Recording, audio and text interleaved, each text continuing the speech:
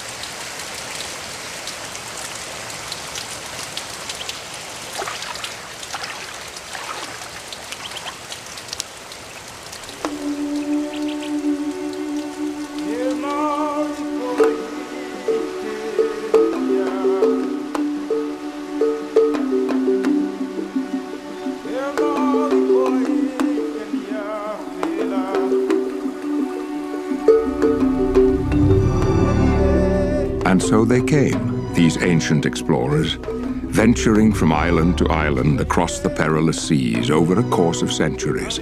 Stewards of the ancient gifts, they carried forth their treasures, planting and nourishing these wonders of nature, which would bless their lives and the lives of generations to come.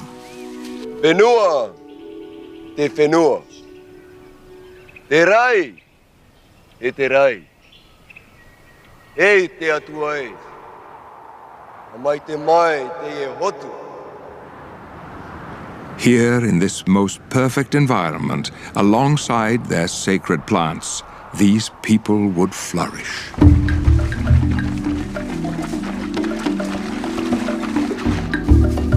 Hey, come.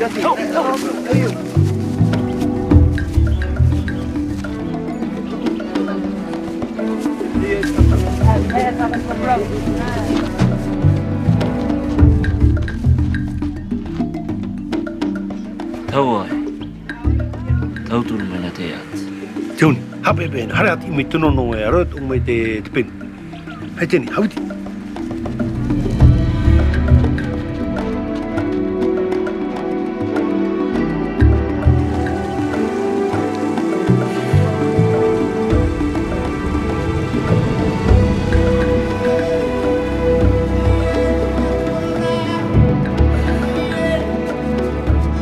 Most prized and revered among the sacred plants received from the ancients was a peculiar fruit-bearing tree referred to as noni. Not a simple food staple, as were many of the plants born here by the early settlers, the precious noni was rather the quintessential secret to health and healing. Honored traditions stemming from before recorded time held that noni could relieve suffering and restore a man from weakness and pain.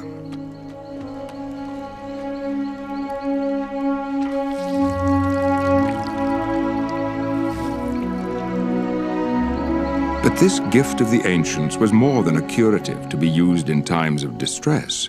Noni, it was also held, could increase any man's longevity through inciting vitality and by reconciling his body to a state of perfect health.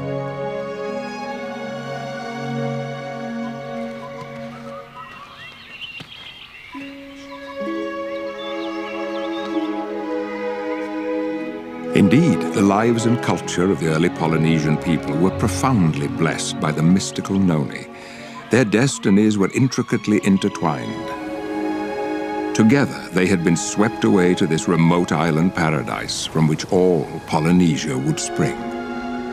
Here, nurtured by pristine bounty, they had thrived. And yet to the rest of the world, these people and their sacred noni were otherwise forgotten or unknown. But such would not last forever. Centuries later, Ralph M. Heinecke would receive his doctorate in biochemistry from the University of Minnesota. Upon this accomplishment, his first desire was to escape the cold Minnesota winters, and so he took a job with the Dole Pineapple Company in Hawaii. It seemed merely a practical choice at the time, but unforeseen to Dr. Heinecke, fate was steering him down a path that would lead to astonishing discovery. My assignment was to find applications for the enzyme which I had to develop a method for producing from the pineapple stem. Here was this tropical island with many plants which I had never seen before. And among them was a strange green fruit called noni. And the Hawaiian people told me that was a very important medicine. When I had tested it, it actually had more material than did the pineapple. Based on the findings of his research, Dr. Heinecke would publish key articles in several scientific journals. Within only a few years, these articles would spark the interest of a man being led on his own journey of discovery. Through the initial discoveries of this fruit, everywhere I went on the island of Tahiti, the most interesting things happened. The native Tahitians began telling me stories of the nono fruit, how it helped their grandmother or their grandfather, their aunt, their uncle. But there was still a major obstacle. There simply wasn't enough fruit to support a large company. Through a translator, however, I learned that there was a super abundant supply of the nono fruit on the islands of Marquesas, nearly 1,000 miles away.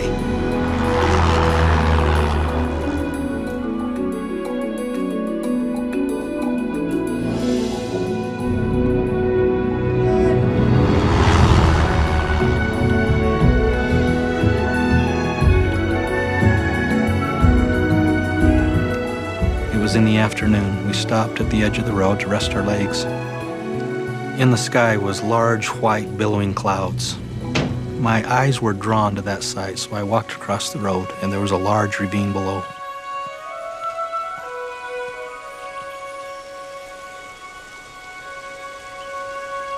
It was a stunning sight. The valley was just full of this fruit. Immediately, I knew that we had all the fruit we needed. Gift of noni had been handed to a new generation and to a new set of stewards. From across the wide Pacific and into the Rocky Mountains of Utah, what would become of this precious gift? We are heirs. We have become part of this story. And I have to tell you, we can't think of the history of noni without feeling emotionally tied to every single person and event that has taken place, since, 4,000 or 5,000 years ago when it first became noticed by man. Day will come, not so long from now, when Tahitian noni juice has been received by all the world. A day when this singular fruit from this exotic corner of the earth is planted in the hearts and minds of people everywhere.